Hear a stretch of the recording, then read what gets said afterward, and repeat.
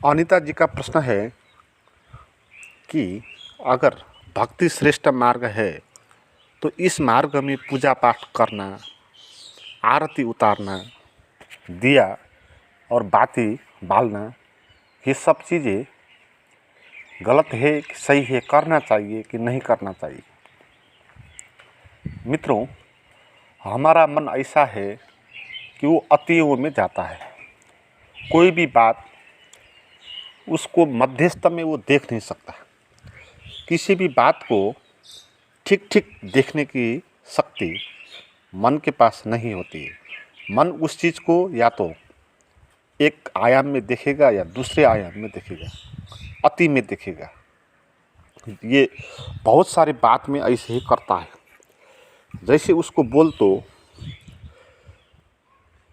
कि पूजा पाठ करना है तो वो पूरा पूजा पाठ ही करने लग जाएगा, पूरे तरीके से उसी को ठीक मानेगा और पूजा पाठ करने को मूल कर्म मानेगा, महत्वपूर्ण मानेगा। अगर उसको बोल दो कि नहीं करना है तो फिर इसका विरोध करने लगेगा। वो बोलेगा कि ये गलत बात है, खुद भी नहीं करेगा, दूसरों को भी वो विरोध करेगा। तो मन इस तरह नहीं सोचता है, किसी चीज़ को ठीक ठीक उसकी व्याख्या नहीं करता है, या पूरे ही ठीक बोलेगा या पूरे ही गलत बोलेगा। जैसे बोलते हैं ना, मांस खाना गलत बात है, तो मन इस तरह अति सोच लेता है इसमें कि बाद में तो जो कुछ भी खाए आप वो सभी मांस ही हो जाएगा। अन्न खाना भी मांस खाना जैसा ही हो जाएगा। वो भी एक वृक्ष का प्राण है। फल खाना भी और सांस लेना भी, क्योंकि सांस से कीटाणु तो आएंगे और वो मरेंगे। तो मन इस तरह अति सोचने के बाद क्या करता है, आपने देखे होंगे बहुत ऐसे साधु होते हैं जो मुख में पट्टी लगाए होते हैं, पट्टी लगाते हैं मुख में। जैन साधु होते हैं, मुख में पट्टी बांधते हैं। क्यों? क्योंकि अगर सांस से भी जीव की हत्या हो रही थी तो वो उसका इंतज़ाम करते हैं, मगर उससे क्या होगा, वो सांस में वो कीटाणु तो पट्टी लगा के बाद पे आ ही जाएंगे। कभी तो आप पट्टी खोलोगे, है ना, 24 ही घंटा आप पट्टी तो लगा नहीं सकते। मगर मन इस तरह सोचेगा, ये मन की अति सोचना है, ये इस तरह सोचना है। तो फिर आप मन को बोल दो कि मांस खा भी सकते हैं। जैसे बुद्ध ने बोल दिया था कि इस तरह मांस नहीं खाना है बोल दो, तो इस तरह का उपद्रव खड़ा हो जाएगा। लोग फिर मुंह में पट्टी बांध के फिरने लगेंगे, नंगे पाँव चलने लगेंगे, और कहीं कीड़ा मकोड़ा जो पैर में आ जाए तो इसीलिए वो देख देख के चलने लगेंगे। तो ये बात अति में जाएगी। तो इसीलिए बुद्ध ने ये बोल दिया कि आपका जो भिक्षा पात्र है उसमें जो कुछ भी पड़े, अपने आप जो कुछ भी आए उसको आप खा सकते हैं, चाहे वो मांस हो वो भी आप खा सकते हैं। तो लोगों ने इसकी ऐसा व्याख्या कर दिया कि बुद्ध धर्म में मांस खाते हैं लोग, और इस तरकीब से खाते हैं कि वो भिक्षा द्वारा आया हुआ है ना। तो देशों में ऐसी भी मांस की फसलें होती हैं जहाँ पर लिखा होता है कि यहाँ भिक्षा द्वारा प्राप्त मांस बेचा जाता है। तो मन इस तरह सोचता है, अति में चले जाता है, ठीक ठीक वो नहीं सोच सकता है। तो ऐसी ही बात पूजा पाठ में भी है। इसको बोल दो पूजा पाठ गलत है, क्योंकि पूजा आप किसकी करोगे और कौन करेगा और किस लिए करेगा। अहंकार ही पूजा करेगा, और वो भगवान का निर्माण भी खुद ही करेगा, खुद ही भगवान का निर्माण करेगा। अहंकार फिर उसको पूजा करेगा, और पूजा करने की विधि भी उसकी ही होगी। और पूजा इसलिए करेगा कि खुद को बचाना है ना। खुद को बचाने के लिए खुद द्वारा ही निर्माण किया हुआ भगवान से खुद की विधि अपना कर वो पूजा पाठ करेगा। तो ये एक व्यर्थ क्षुद्र बात होगी। तो आप इसको बोल दो ऐसा, तो लोग का मन इस तरह अतिवाद में चले जाएगी। आप देखते हैं ना, जो लोग होते हैं इस तरह के, जो निराकार के उपासक होते हैं, वो मंदिरों को तोड़ते भी हैं, है ना। मंदिरों में भगवान नहीं होता है तो मंदिर को तोड़ते हैं, विरोध करते हैं। कोई पूजा पाठ करता है तो निंदा भाव से भरता है, उसको लगता है कि बहुत क्षुद्र है ना। आपने देखे होंगे ना, आपके आसपास भी ऐसे लोग, जैसे ओशो कृष्ण मूर्ति इत्यादि को सुनने वाले लोग, वो पूजा पाठ घोर विरोध करते हैं। बाहर भी कोई पूजा कर रहा है तो उसको भी बोल के वो बोल देता है कि तू गलत कर रहा है, ये नहीं करना चाहिए, तो विरोध में उतर जाते हैं। जैसे ओशो के एक नेपाल में शिष्य हैं स्वामी आनंद अरुण, तो वो अपनी जो ध्यान साधना की विधि है उस पर ये प्रार्थना करना, ये आरती उतारना, ये पूजा पाठ करना, ये अगरबत्ती बालना, ये भी करते हैं, है। तो लोग उनको इस तरह देखते हैं कि वो उसने बहुत वो क्षुद्र काम कर लिया, है ना। तो इस तरह सोचते हैं, उसको मन को ये बोल दो ये गलत है, नहीं करना है, तो फिर आप इसको करना है बोल दो, तो फिर इस तरह करने लगेगा वो कि रात दिन उपवास करने लगेगा, भूखे बैठने लगे। आप देखे होंगे ना, कैसे कैसे पूजा तपस्या करने वाले लोग होते हैं, कितने अति में चले जाते हैं, घर बार ही त्याग देते हैं, बहुत साल से एक ही जगह पर खड़े होते हैं, वह बैठ जाते हैं। तो रात दिन पूजा पाठ करने वाले हैं, राम राम राम राम नाम जपने वाले होते हैं रात दिन, तो उसको पूजा पाठ बोलो करो बोल दो तो इस तरह अति में चले जाएगा। तो मन के पास नहीं होगा ठीक ठीक व्याख्या करने की क्षमता। तो ठीक ठीक व्याख्या करने की क्षमता क्या है कि कोई भी चीज़ सही और गलत नहीं होती, उसको कौन कर रहा है उसमें भर पड़ता है। अगर उसको करने वाला अकर्ता है, करने वाला अहोभाव से कर रहा है, तो वो जो कुछ करेगा वो असल ही होगा, जिसको हम गलत बोलते हैं वो भी सही होगा। इसीलिए भागवत गीता में आपने देखे होंगे ना, अर्जुन को कृष्ण ये भी बोलते हैं कि तू मार दे अपने काका मामा ससुरा जो भी है, गुरु तक को भी लड़ाई में मारना ठीक है, इसको मार दे बोलते हैं।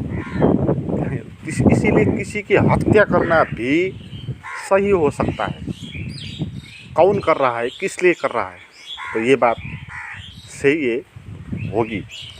मगर समाज में किसी की हत्या करना ये तो सबसे बड़ा पाप हो गया, तो धर्म में तो हम कर ही नहीं सकते, मगर ऐसा भी करते हैं धर्म में, इसको भी ठीक ही माना है ना। तो इसका अर्थ ये है कि आप अगर अकर्ता होकर अहंकार के पूर्ति करने के लिए नहीं, है ना, अहंकार को केंद्र में रखकर नहीं, आप अकर्ता को केंद्र में रखकर अपने आप से अपने कर्तव्य पूरा करते हैं, तो जो कुछ भी आप करेंगे वो सही होगा।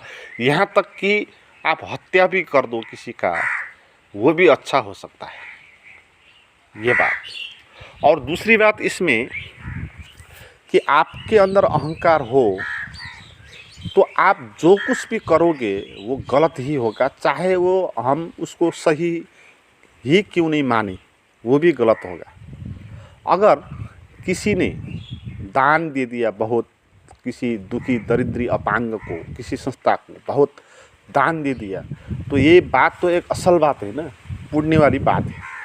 मगर वो आदमी जिसने दान दिया है, उसने अगर अहंकार को केंद्र में रख कर दिया, अगर ये दान देने के कारण उसके अहंकार की तुष्टि हो जाएगी, उसका नाम छपेगा, अखबार में आएगा, टीवी में उसको दिखाई देगा, बहुत सामाजिक अभियंता और समाज सेवी तरह के लोग ऐसे ही है, वो किसी दुखी और गरीब को कुछ चावल रोटी देते हैं, मगर देने में क्या करते हैं, साथ में पत्रकार को और कैमरा को भी लेकर जाते हैं और फ़ोटो खिंचवाते हैं अपना, और ऐसा फ़ोटो जहाँ पर वो किसी गरीब को अन्न दे रहा है, उसका फ़ोटो खिंचवाते हैं और शेयर करते हैं।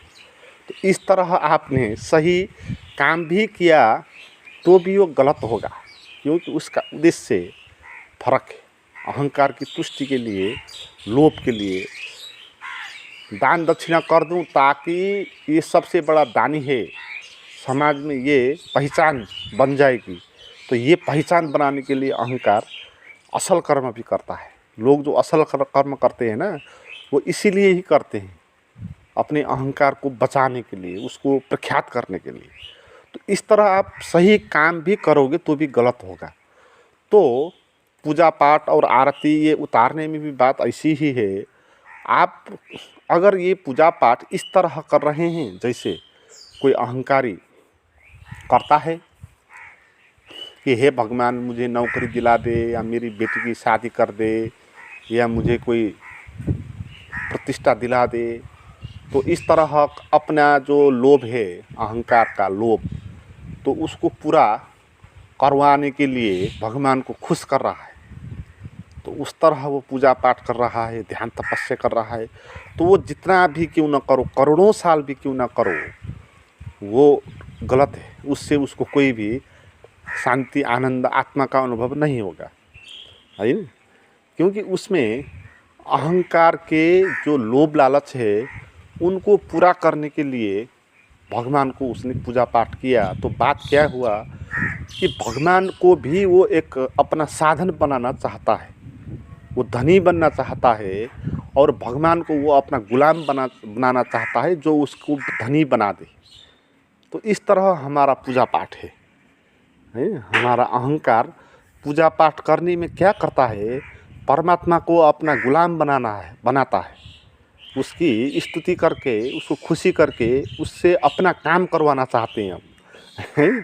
तो अपना काम करवाना किसी को, तो उस पर क्या हो गया, आप बड़े हो गए, भगवान से भी आप बड़े हो गए ना। तो फिर भगवान तो आपका सेवक है, तो सेवक बनाने के लिए गहरे में देखे तो हमारा पूजा पाठ करना और तीर्थ व्रत करना, ये सब यही है असली। ये कैसे हो सकता है, असली अध्यात्म, असली साधना कैसे हो सकती है। इसमें तो जिसको परम प्रेम पाना है, मानना है, जानना है, उसको ही हम एक अपने अहंकार को तुष्टि के विषय बना रहे। तो इस तरह पूजा पाठ करेंगे लोग, तो पूजा पाठ करना ठीक है बोल दो तो बात गलत हो जाएगी। फिर लोग ऐसे ऐसे सोच के पूजा पाठ करेंगे, है ना।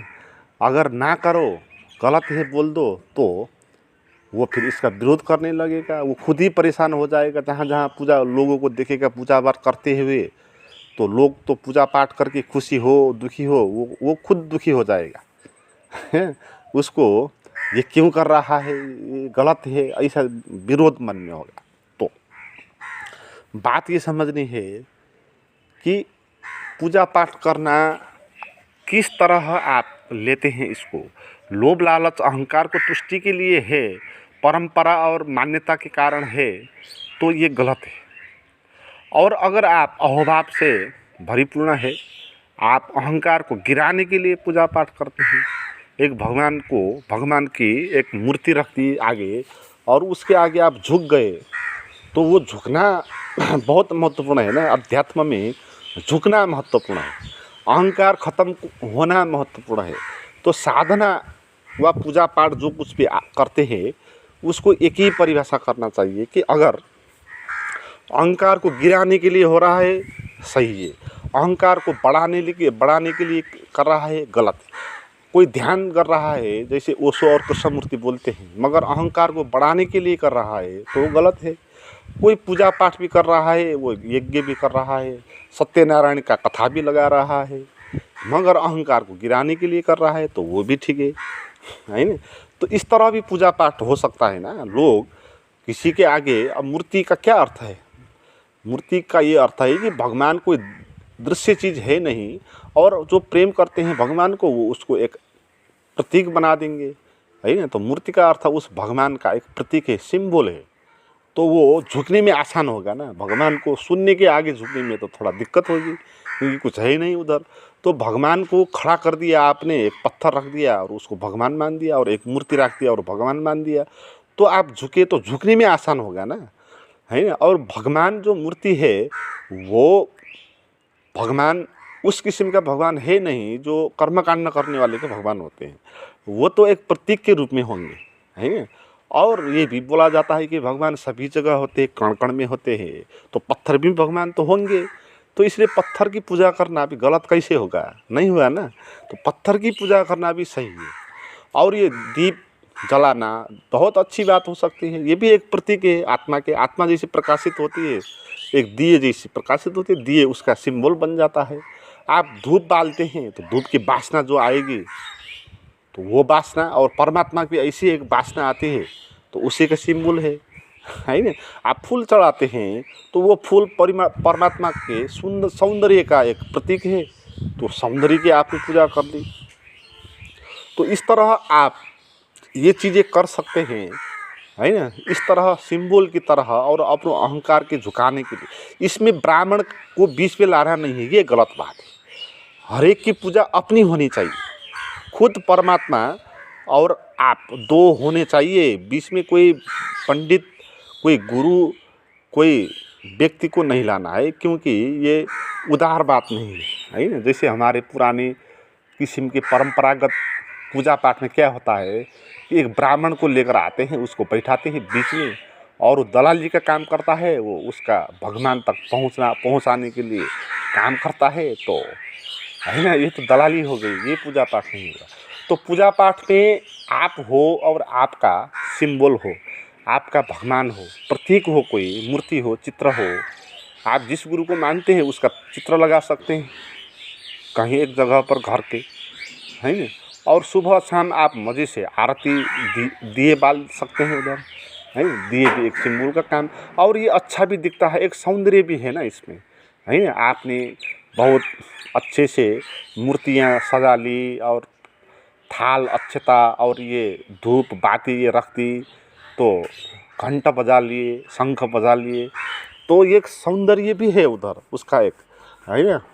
तो आप ये कर सकते हैं, मगर इसमें ध्यान ये देना है कि अहंकार को गलाने के लिए, अहोभाव के लिए ये सब करना है। कुछ चीज़ पाने के लिए इनको नहीं करना है। इस किस्म की समझ को बढ़ाने के लिए मित्रों, आप अगर कुछ प्राइवेट साधना की वीडियो देखना सुनना चाहते हैं तो मुझे आप बात कर सकते हैं। उसके लिए डिस्क्रिप्शन में मैंने व्हाट्सएप का नंबर दिया हुआ है। Thank you.